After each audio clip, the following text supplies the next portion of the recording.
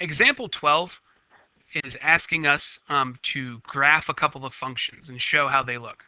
The first function is on the same diagram, sketch the graphs of y equals cosine of x and y equals 4 cosine of x from negative 270 degrees to 270 degrees. So I'm going to do that right here. So we're asked to go from negative 270 to 270. So I'm going to break this into, let's see, negative 90, negative 180, and then I'm going to have 90, 180. So we can use these to help us. Now, y equals cosine. But the next thing I need to figure out is how big to make this. So this is bringing in a concept that you were learning from last time about amplitude. Well, I've got cosine of x, which is going to have maxes and mins at 1. And then I'm going to have 4 cosine of x, which is going to be at 4 and negative 4.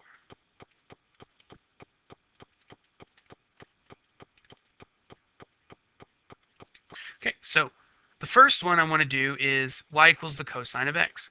So y equals the cosine of x. Cosine starts at 1. It then becomes 0 at 90 degrees. It is negative 1 at 180 degrees. It is 0 again at 270. Now, what about negative 90 and negative 180 and negative 270? So let's go backwards. So think about your unit circle real quick. So the cosine is actually the same going forward as it is backwards, which is really, really helpful. So as we go backwards, the sine of negative 90, so that, think about it, negative 90 is 0. So as we go backwards 90, we get 0. If we go back 180, we're at negative 1. And if we're at 270, we're at 0. Negative 270. So the graph of this, and this looks a little smushed because of things, but that's roughly what the graph of cosine looks like.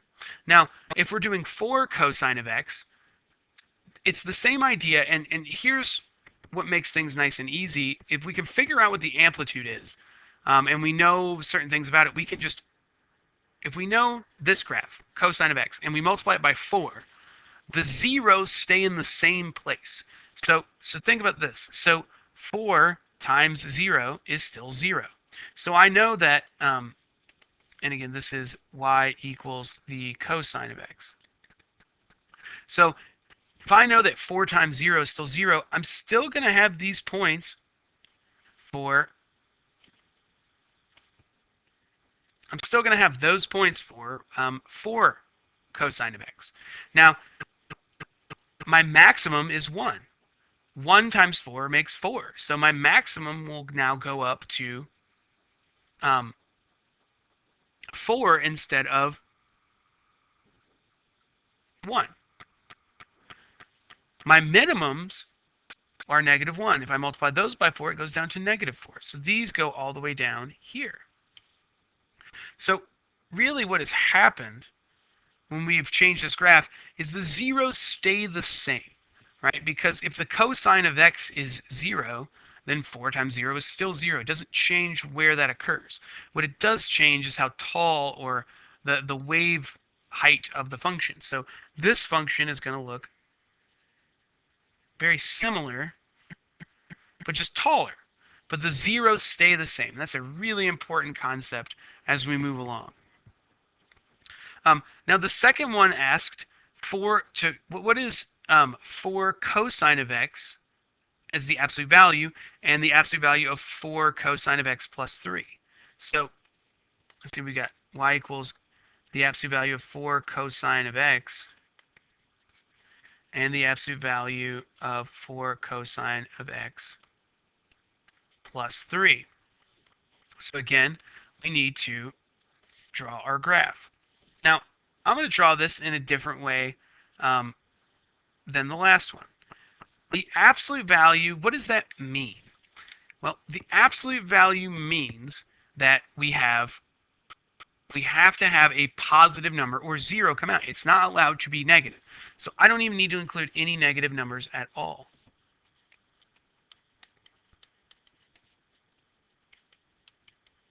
So I'm going to make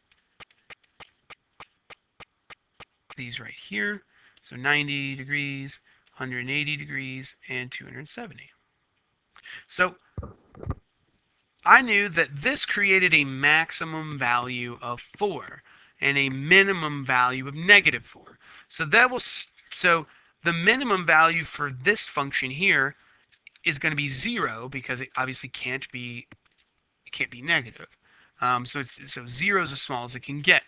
If this has a maximum of 0, then this is going to have a maximum that's a little different. So what I'm going to do is I'm going to make 2, 3, 4, 5, 6, 7.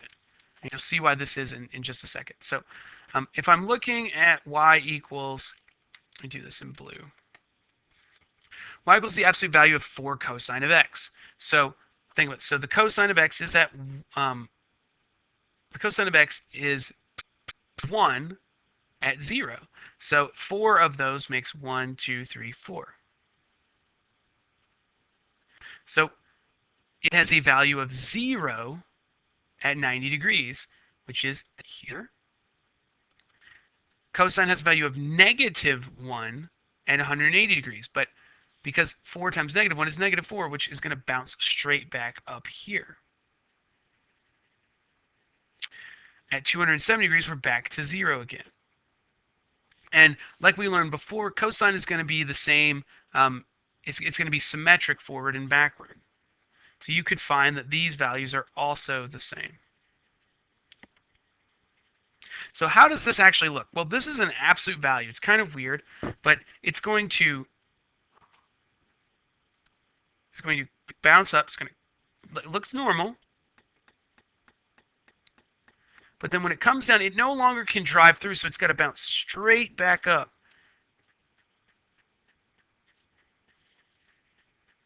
Now this is the absolute value function. Normally, the cosine function does,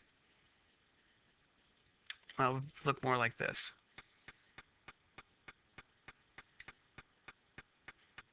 It curves around, but because it's now an absolute value, it cannot be negative, so it has to bounce back. So what happens if we add 3 to the end? Well, all this does is shift this function up 3 everywhere, right? This is absolute. This is the blue that I just graphed. This is the blue. By adding 3 to every point, I now create a new thing altogether. So it's 3, this is supposed to be 4, so this is 7. Then we go down, this is here. This is, oops. This is here, there. And so as we move this along, we can see the pattern. Now the adding 3 to the outside of an absolute value raises the whole function up, right? Adding 3 to anything just adds 3 values. Does not affect the shape or slope or anything of our graph. So we're going to look almost exactly the same.